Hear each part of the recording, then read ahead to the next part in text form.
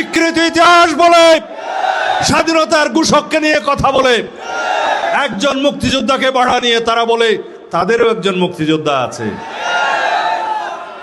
সংবিধান সংস্কার কমিশনের সময় এই দেশে আমরাই প্রস্তাব করেছি কোন ব্যক্তি 10 বছরের বেশি প্রধানমন্ত্রীতে থাকতে পারবেন না।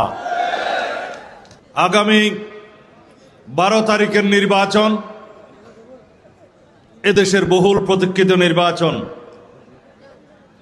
দীর্ঘ আন্দোলন সংগ্রাম, ত্যাগ তিতিক্ষা, রক্তের সাগর পাড়ি দিয়ে আমরা এই অধিকার আদায় করেছি।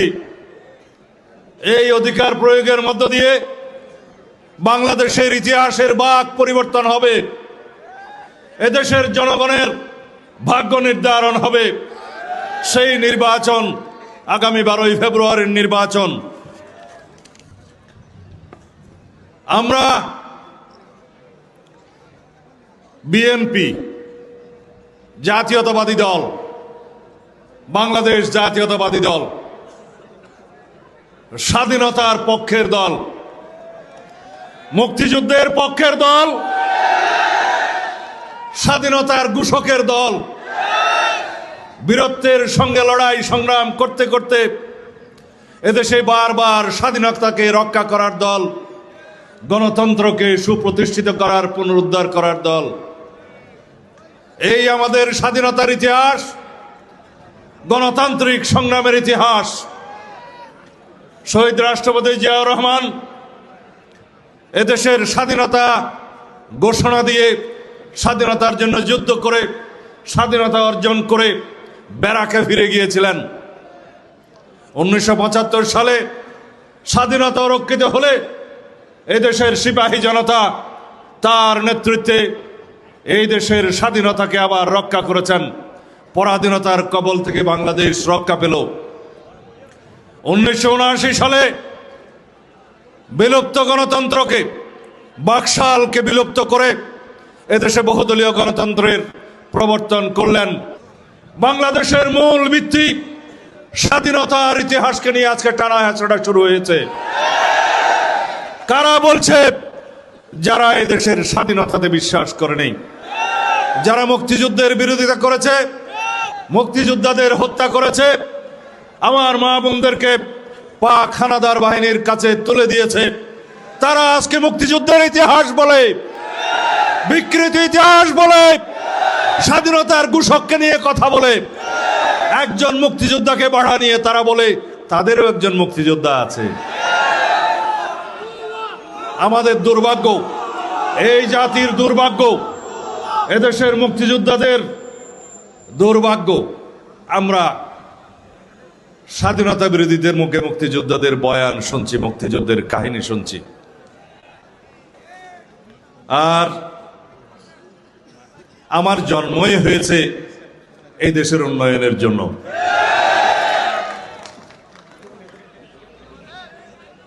সুশাসন প্রতিষ্ঠার জন্য আমার জন্ম হয়েছে, এই দেশের উন্নয়ন এবং সুশাসন প্রতিষ্ঠার জন্য।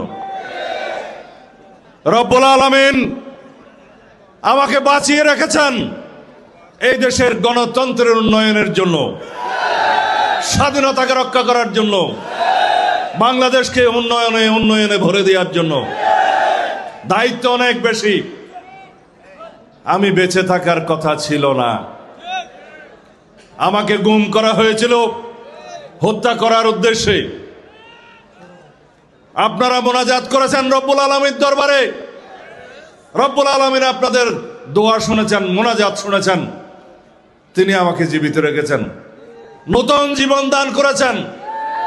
আমার এই জীবন, এই বর্ধিত হায়াত এই দেশের মানুষের সেবা করার জন্য, এই দেশের গণতন্ত্রকে একটি শক্তিশালী ভিত্তি দেওয়ার জন্য, এদেশের সাংবিধানিক সংস্কার করার জন্য।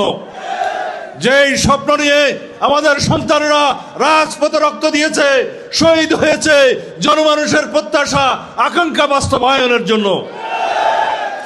যদি সেরকম একটি সুশাসনের রাষ্ট্র চান, বৈষম্যহীন মানবিক মর্যাদার সাম্যের রাষ্ট্র চান, তাহলে আগামী 12 তারিখ ধানের শীষে একটা ভোট দিতে হবে ইনশাআল্লাহ।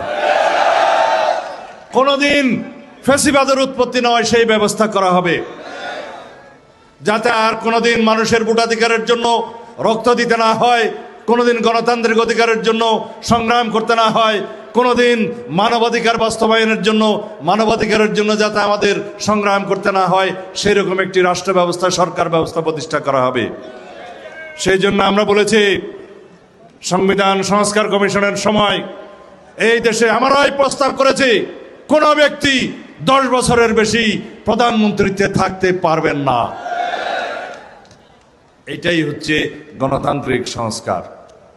আমরা বলেছি বিচার বিভাগের সম্পূর্ণ স্বাধীনতা নিশ্চিত করা হবে, যাতে বিচার বিভাগকে আর কেউ দলীয়করণ না করতে পারে। এদেশের কোনো মানুষ যাতে বিচারের শিকার না হয়।